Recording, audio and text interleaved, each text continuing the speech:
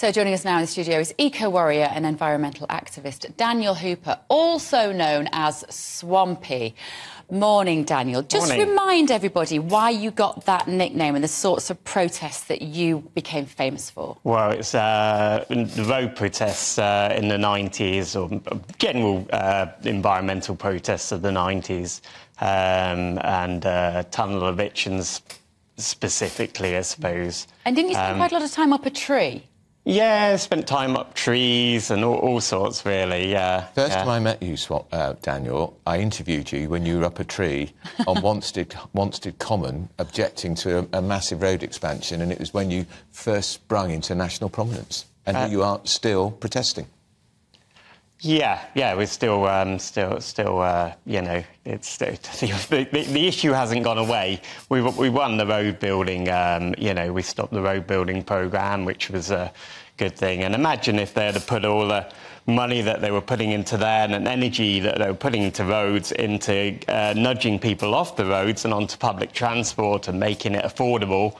We could be in a much better position now, couldn't we? How long ago was that when you were doing that? What would that have been? 90s. In the 90s? Yes, yeah. It was, yeah. Probably Newbury was 96, I think. Yeah. Wow. So in a way, you were ahead of your time because you caused such a stir with your disruptive action.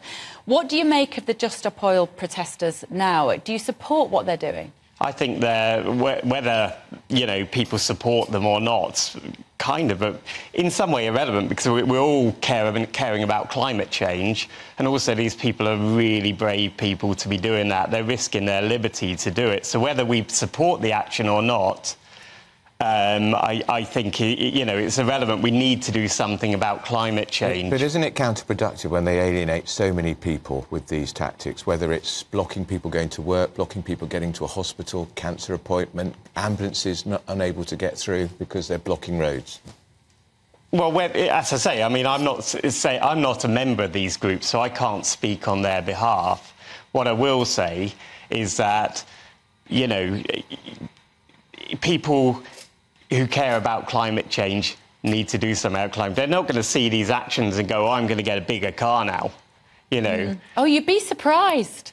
You'd be surprised. I don't think it's that necessarily people think I'm going to get a bigger car now, but I think that the backlash, we're looking at footage here. This was a guy trying to get to work in his white van, and he can't get to work because these people are blocking the road. The reaction, the support that this man got for being wrestled off the road when they disrupted. And he was handcuffed. He was handcuffed by the police. I mean, and I think I think it is slightly counterproductive. You know what also worries me a little bit, and you probably share my concerns about this? The measures that these people take are so high profile, they're so annoying on a very basic level, that they are enabling the government to push through stricter and stricter protest laws, which will affect potentially everybody. Here we agree. I mean, the fact is that, you know, the laws have already gone way too far, you know, with this administration. You know, we already had laws in place to stop, you know, on the old laws. I'm getting prosecuted on the old laws, and you know, the laws are tough enough. You know, without protest, we don't get good change. So, you know, I think most major change or most meaningful change that's happened has been helped along by protest, and we need to be able to protest still. Otherwise, things don't, you know, we might still have.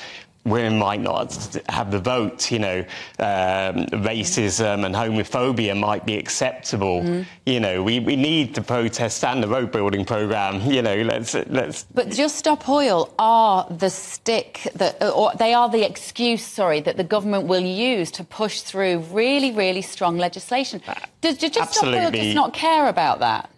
I'm not a member of Just Stop Oil, so I really couldn't tell you whether, you know, whether they care about it. What I would say is the laws have gone way too far. We're getting very, very right-wing about this, and I hope when Labour get in the next election that they reverse these laws. I'd implore them to do that. But no law ever that gives the government more control will ever be reversed. It doesn't matter who is in power. But these laws have gone so far that they need to be reversed. But I read an article with you in the Times, Daniel, where you said some of the Just Stop Oil tactics, the expression used was, they're just not cricket.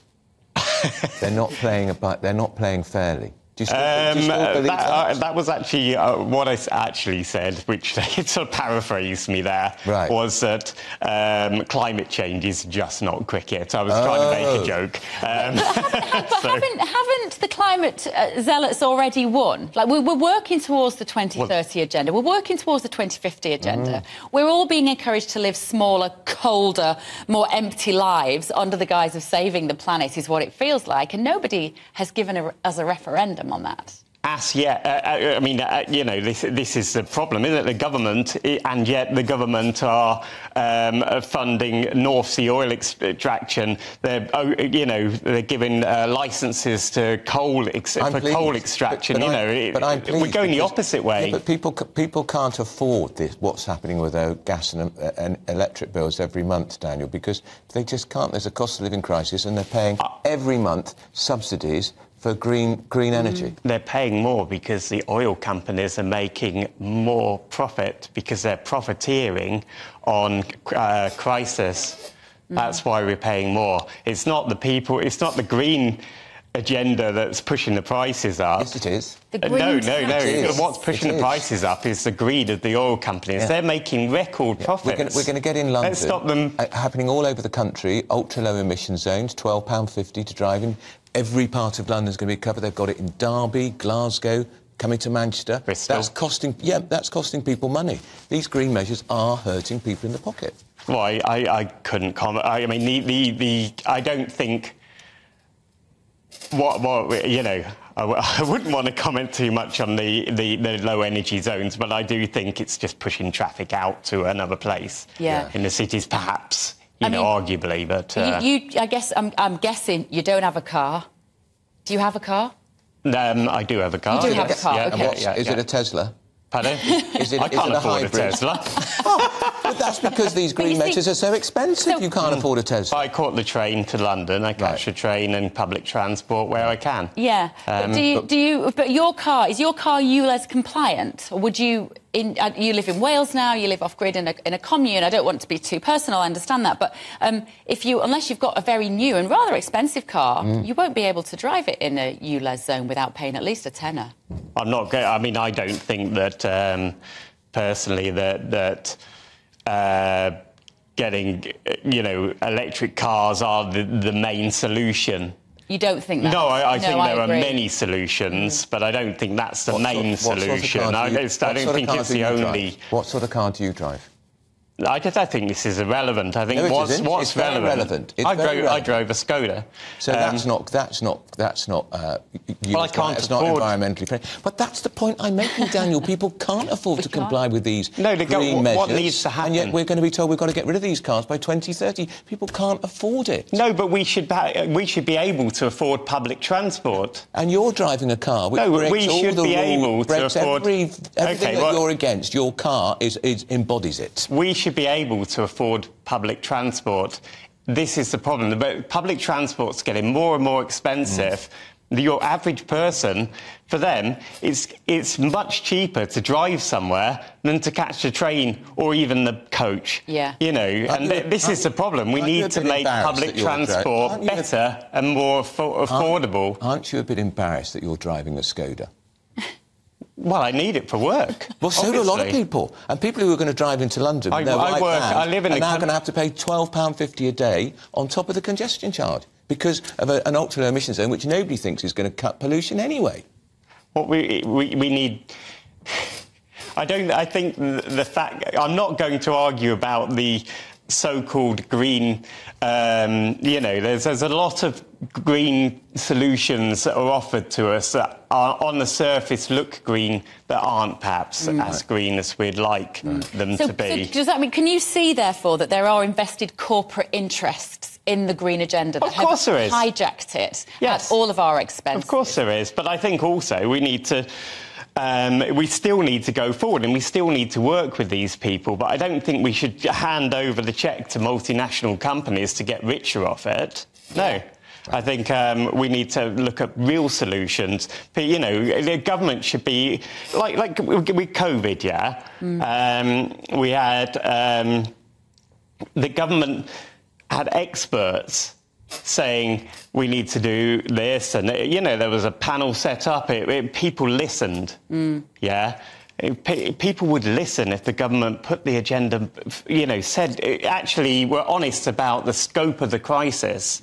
And, you know, people would fly a lot less. People would drive, you know, wonder whether their journeys are necessary. We will be encouraged to fly less. You know who won't fly less are the billionaires and the people who are pushing through the green agenda. We are the ones that are going to suffer, I think. Well, I think we're in agreement about the billionaires that cashing in on the green agenda. But I think we have to be awake. Yeah, but I agree. But I think all of us have to be awake to the fact that if it was so catastrophic, they would also be making the same compromises. Well, if the world was going to be over in the next 50 years, even the billionaires who apparently know more about this than us... You're not climate change denying, are you?